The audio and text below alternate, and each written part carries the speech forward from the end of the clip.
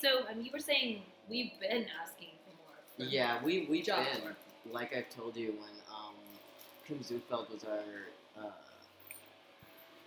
Kim Zufeld, yeah.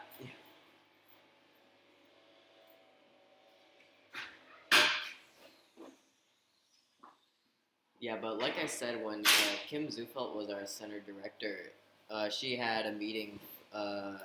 She had a leadership meeting, Yeah. which was all the people who had a leadership, which is if you have like if you have like a job basically on center that you don't get paid for. Yeah. But no, it was like, hey, ask me questions about how we could help you help center. Yeah. And a lot of it was like, a lot of the students were saying, especially about seamanship, like we don't have our boats up. A lot of it was even like throughout all the trades, like we don't have the proper resources. Right. And in my trade specifically, we had outdated dental books. Oh, yeah. We had outdated equipment. Mm-hmm. We didn't even have some equipment. Half of the stuff was like falling apart. Wow. Yeah, and it's like we got new books, a few, and we got a new chair, but it's sitting in our back room right now, dismantled because maintenance won't come up and install it. Wow.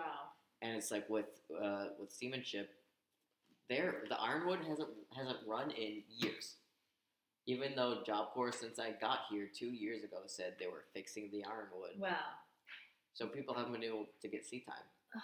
And another thing with seamanship, actually, since I want to say like mid last year, early this year, one of the instructors for seamanship got fired, one of the captains, because he had fraudulent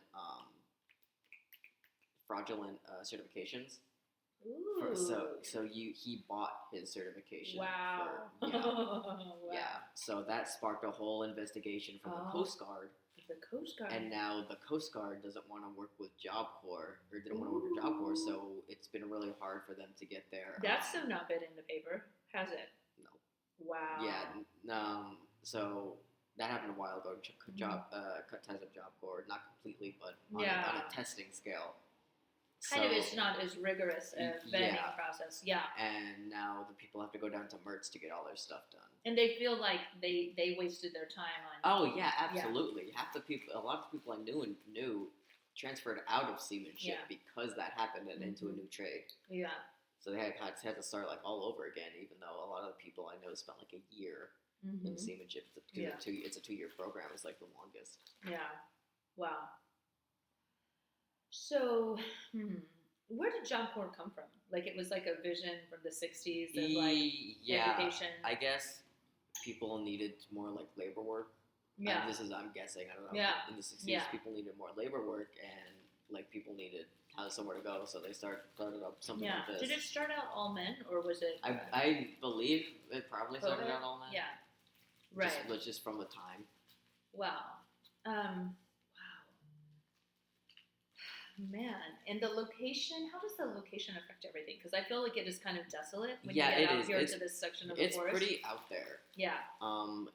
If you don't have a ride, you're kind of screwed. Mm-hmm. One, because the bus is kind of inconsistent. You need to be here at a very specific time. Mm-hmm. And going up there is a half-mile walk. Oh, yeah. And Job Corps is really finicky, so you don't know when you're going to be able to actually go up there. Right. So it's hard with that. And the taxi service...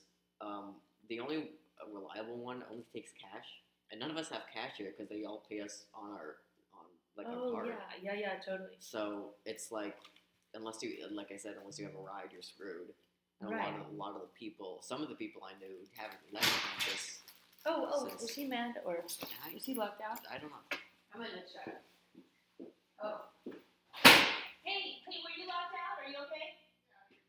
Oh, totally. It was the leaf blower was sort of loud. No, we're just having a little chat. Here, we'll take a little break for a second. Oh, no problem. Okay, great.